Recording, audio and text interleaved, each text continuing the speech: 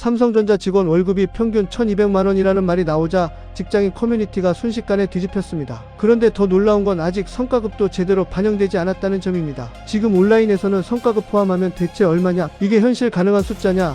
역시 삼성은 다르다 같은 반응이 쏟아지고 있는데요. 실제로 한국 CXO 연구소가 분석한 자료에 따르면 삼성전자 임직원의 올해 1분기 평균 보수는 약 3,600만원 수준으로 추정됐습니다. 단순 계산으로 월급만 약 1,200만원 수준이라는 이야기입니다. 특히 이 수치는 지난해 같은 기간보다 25% 이상 급증한 규모라 더 충격을 주고 있습니다. 그런데 문제는 여기서 끝이 아닙니다. 삼성전자는 기본급보다 성과급 비중이 훨씬 큰 회사로 유명합니다. 다시 말해 지금 공개된 숫자는 사실상 시작에 불과하다는 해석이 나오는 겁니다. 실제로 업계에서는 올해 반도체 실적 회복 흐름이 본격화되면서 연말 성과급 규모가 과거보다 훨씬 커질 수 있다는 전망까지 나오고 있습니다. 특히 메모리 반도체 가격 반등과 AI 서버 수요 증가가 삼성전자 실적 개선의 핵심 배경으로 꼽히는데요. 불과 12년 전만 해도 반도체 업황 침체로 감산 이야기까지 나오던 분위기와 완전히 달라진 모습입니다. 삼성전자는 지난해까지만 해도 영업이익 급감 충격 속에서 비용 절감과 조직 긴축 분위기가 강했습니다. 그런데 올해 들어 분위기가 급변했습니다. 실제로 재무제표상 급여 총액도 처음으로 분기 기준 5조 원을 넘긴 것으로 분석됐습니다. 지난해 1분기 급여액은 약 4조 4,500억 원 수준이었는데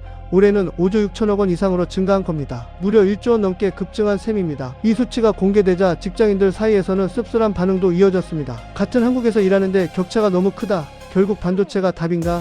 대기업과 중소기업, 임금 차이가 더 벌어지는 것 같다는 이야기가 나오고 있습니다. 반면 또 다른 반응도 있습니다. 삼성전자처럼 글로벌 시장에서 막대한 수익을 내는 기업은 그만큼 인재 확보 경쟁이 치열하기 때문에 고연봉 구조가 자연스럽다는 의견입니다. 특히 AI 반도체 경쟁이 심해지면서 글로벌 빅테크 기업들까지 인재 영입전에 뛰어든 상황이라 삼성 역시 연봉 경쟁력을 유지해야 한다는 분석이 나옵니다. 실제로 최근 미국 빅테크 기업들은 AI 연구원 한 명에게 수십억 원 수준의 보상을 제시하는 사례까지 등장하고 있습니다. 결국 삼성전자도 세계 시장에서 경쟁하려면 인건비 부담을 감수할 수밖에 없다는 겁니다. 그런데 여기서 흥미로운 건 시장 반응입니다. 일반적으로 인건비 급증은 기업 부담으로 해석될 수도 있는데 투자자들은 오히려 실적 회복 신호로 받아들이는 분위기입니다. 성과급이 커졌다는 건 그만큼 영업이익 개선 기대가 반영됐다는 의미로 해석되기 때문입니다. 특히 최근 외국인 투자자들이 다시 반도체주를 집중적으로 매수하는 흐름과도 연결된다는 분석이 나오고 있습니다. 물론 변수도 남아 있습니다. 미국과 중국의 반도체 갈등, 글로벌 경기 둔화 가능성, AI 투자 거품 논란 같은 요소들은 언제든 시장 분위기를 바꿀 수 있습니다. 실제로 반도체 업계는 업황 사이클에 따라 분위기가 극단적으로 바뀌는 산업으로 유명합니다. 몇 년 전만 해도 삼성전자 직원 성과급이 줄었다는 뉴스가 화제가 됐는데 지금은 다시 역대급 보수 전망이 나오고 있는 겁니다. 결국 지금 시장이 주목하는 건 단순한 월급 숫자가 아닙니다.